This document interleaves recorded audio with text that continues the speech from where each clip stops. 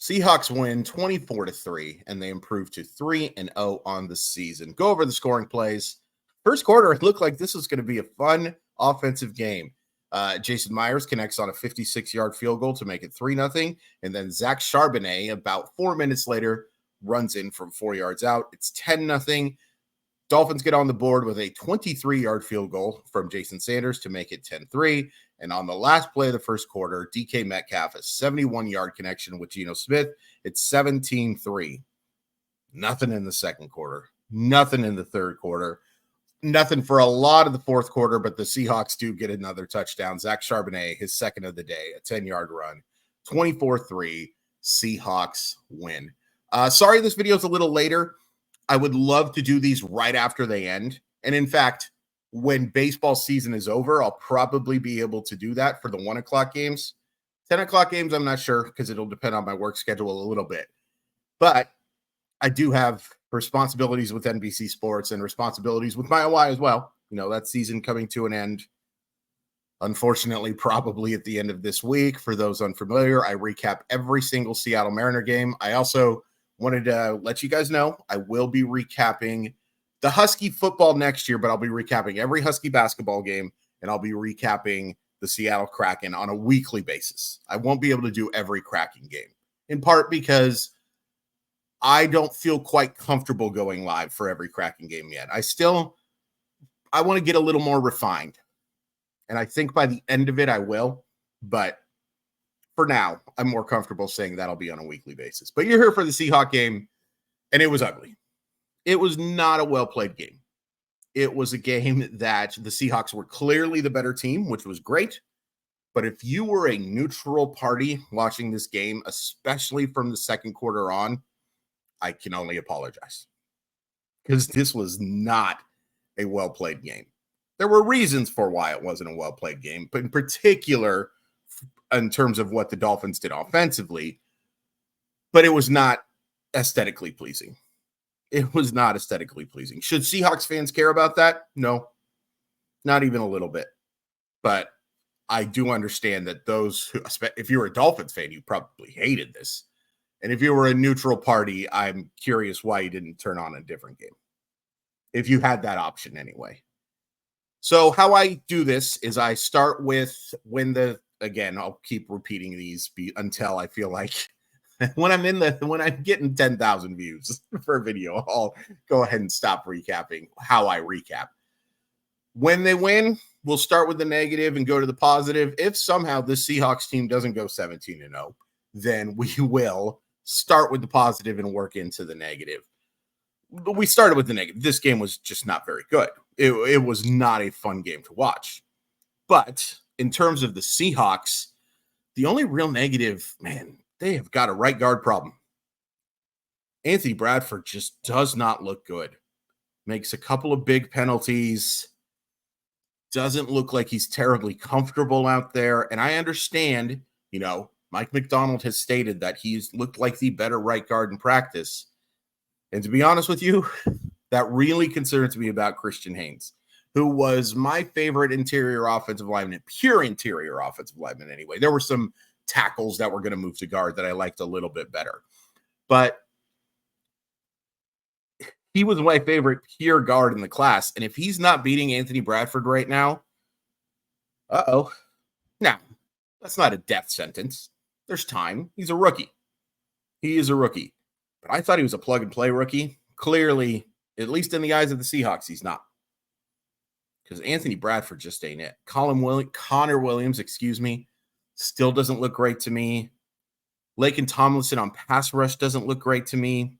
Now, the run grades, and we'll talk about the run game in a second, a little bit different. But, man, the interior of the offensive line has got to be better. Just has to play better.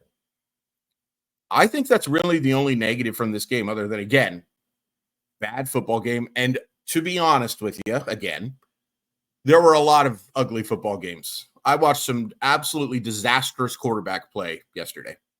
Some absolutely icky stuff. In the span of about 5 minutes, I watched contenders for the worst interceptions of the year from Caleb Williams, Anthony Richardson, and Will Levis, all right in a row. All just Bam, bam, bam. There was some ugly play. Even CJ Stroud, who I think is going to be, I would say he's probably going to be the best quarterback in football in the next 3 years or so. Still give the odds that to Mahomes, even though he's played kind of shaky as well. He got worked by Brian Flores. So the NFL's got a problem.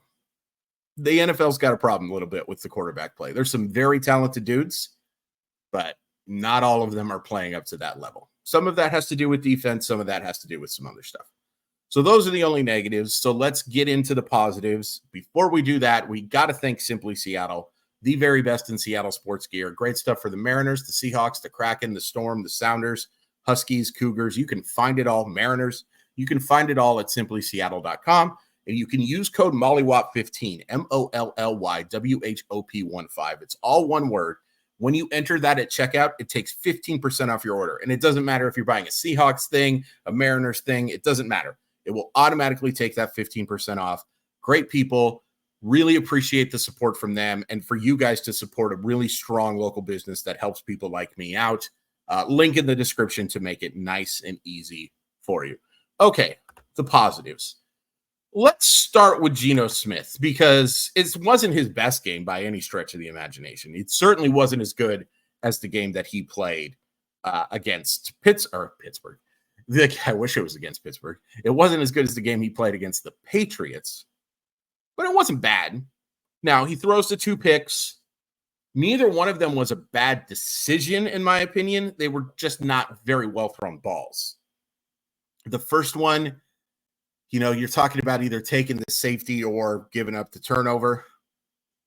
But if you make that throw a little more accurate, you might get the connection there. And then on the second interception on the ball that was deflected, a little more loft, and that's a completion. Just a little bit more loft. So they weren't bad decisions, which is good. Obviously, it is good that neither of the interceptions were a poor decision to throw the football, in my opinion. They were just not terribly accurate throws. I would give him a B- for that game. I expect more. Even the touchdown throw, which accounted for a quarter of the yards, DK Metcalf, who we will definitely talk about, just beat the guy. It was a little bit behind him. You saw him have to look a little like a center fielder there and slow down for the football a little bit. But he made the right decision, made the good throws at the end. I'd give him a B-.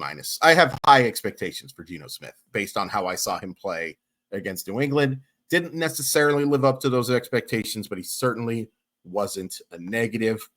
One other negative real quick. I want to see Jackson Smith and Jigba used better. I understand that there are weapons on this team, in particular Tyler Lockett and DK Metcalf. I just don't love the using him as a crossing route, short yardage type of guy. I want to see him get down the field. And, it's disappointing to see him only get 3 targets after that monster game that he had against the Patriots. Now, it's possible that this is just the way this offense is going to work and they're going to spread the ball around. I think Metcalf's clearly going to be the number 1, but, maybe there's going to be some days where one of them is going to be more decoy than target vulture. It's a little disappointing just because I believe in Jackson Smith and Jigba's talent so much. But one of the reasons why he didn't get a ton of targets was they were clearly looking to target Miami's linebackers. I can't get cities right today. And they did a very good job of it. Noah Fant played one of his best games, I think, as a Seahawk. And PFF agreed with me, and who they were really impressed with, not just as a receiver, and, not just, it's probably an understatement, but the job that he did as a blocker, A.J. Barner. I believe PFF gave him the highest grade of any player on the Seahawk offense. I was really impressed with his game. And it's nice to see, and it's a good example of why preseason means nothing, because he did not look great in the preseason. Now, I think he might have been a little banged up too. But the Seahawks had 6, 9, 11 targets to tight ends. Farrell Brown even getting a 9-yard catch. And it was a big catch because it set up a field goal chance that Jason Myers missed. I have a lot of confidence in Jason Myers too, but, and he makes the 56-yarder, so he counts as a positive as well. But clearly they were trying to get the ball, and a lot of people might get mad at me for this, taking advantage of Jordan Brooks, who is not a good coverage linebacker. I was not upset to see Jordan Brooks go play for a new team. I think Jordan Brooks was the definition of why tackles are probably the most overrated stat in sport. There's somebody's got to make the tackle. Making it 8 yards down the field. I get it's great that you prevented a touchdown. It's not indicative of being a good player. And I'm not saying Jordan Brooks is a terrible player. I'm saying that Jordan Brooks was more detriment than helper, in my humble estimation. But clearly, the Seahawks liked what they saw against those linebackers because Fant played a terrific game. Barner, again, helping as a receiver and as a blocker for sure. Tyler Lockett, a very solid day. Not a lot of deep yardage, but you get what you get from Tyler Lockett at this point. And then DK Metcalf is just a beast. That 71-yard touchdown where he just runs by the Miami defenders. I don't really care about the route tree. By the way, it's extremely crazy. Number one, that this guy was the 64th pick and that people care so much about the complete route tree. I've seen him make all of the necessary routes that you need to make in the NFL, on top of being just an absolute wagon of an athlete. DK Metcalf is a stud, an absolute stud. And I think he's going to have a monster year. He so far is in this Ryan Grubb offense. Speaking of Ryan Grubb, I thought he called a really good game too.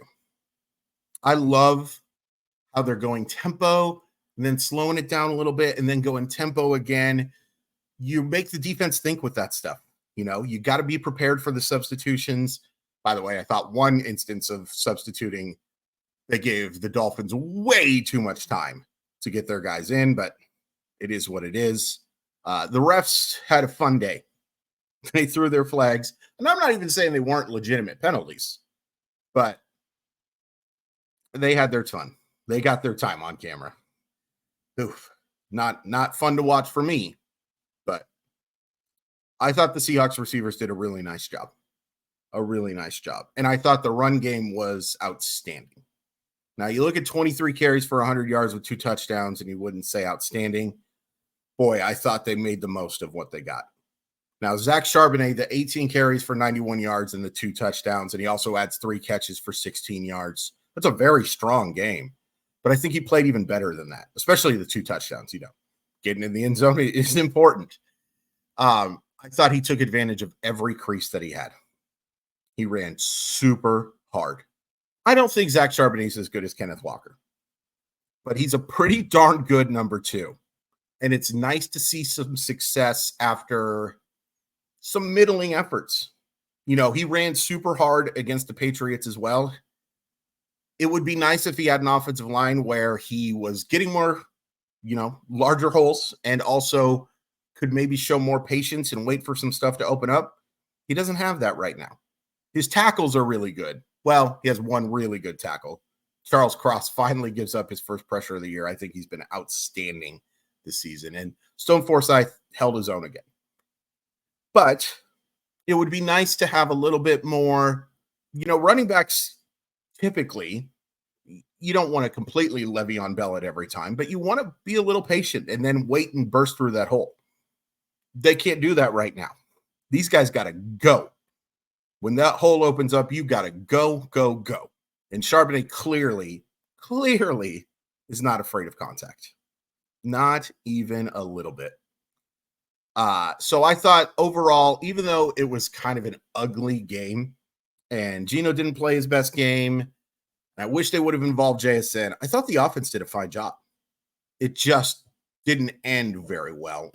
And by that, I mean, it ended supremely well for the Seahawks in terms of wins and losses. There were just a lot of drives that didn't get finished.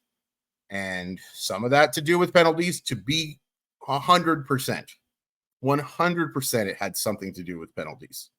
Earned penalties. I didn't see anything that I was like, what? Why are you calling that? And I look for it. The defense was phenomenal. Absolutely phenomenal. And yes, it was against Skylar Thompson, who's not great, and Tim Boyle, who is Tyler Huntley. You've got a real good chance of playing a lot of football for the Miami Dolphins. I thought the defense was really good today. Jaron Reed was excellent. Jonathan Hankins, I thought, played his best game of the year by a long shot. The pass rush. Boye Malfe and Derek Hall.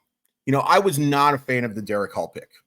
I thought that was one of their bigger reaches, and they have reached a lot, and sometimes it has not worked out very well. But I was very surprised to see Derek Hall go early in the second round. I thought he was, as a guy who covered a lot of Auburn football games for NBC Sports, I recognized the athleticism, but thought he was more of a day 3 pick. Well, the Seahawks disagreed, and his rookie year did not look great. But rookie year is all it was. And he was phenomenal yesterday. That sack to end the first half. I mean, look, was it great awareness by Skylar Thompson? No. But does it show you the motor that kid has? Yeah. And Boye Malfe is just a stud. They've got 2 really good. I have not noticed the loss of Nwosu over the first 3 games. And the fact that they're going to get him back, maybe not next week, but possibly the week after, this could be a really good pass rushing unit. Draymond Jones played an excellent game. Draymond Jones has not lived up to the hype thus far, but he played an outstanding game. Look at the quarterback hits that he had today. Hall had 4. Jones had 2. Jaron Reed had 2. Boye Malfe had 2. Jonathan Hankins with 1. That's a lot of getting to the quarterback. And then you have 2, 3, 4, 5, 6 sacks as well. You get 6 sacks, you're going to have a good time defensively. I also thought Tyrell Dodson, who I've just been nothing but impressed with, played an outstanding game as well. Outstanding game. Gets the sack, the tackle for loss, does a solid job in coverage. Tyrese Knight also does a nice job as well. Some people who were kind of skeptical about using that high of a draft pick on him. Not that he was a 3rd-round pick or anything, or a 2nd-round pick. 3rd, 2nd, 1st, those are all higher than the number that he was taken. But he was drafted, not necessarily considered a linebacker in that range, but he has looked, I think, excellent. And I think he's just going to keep getting better because that's usually how that works. I thought Drake Thomas, as a guy who just got here, did a really nice job.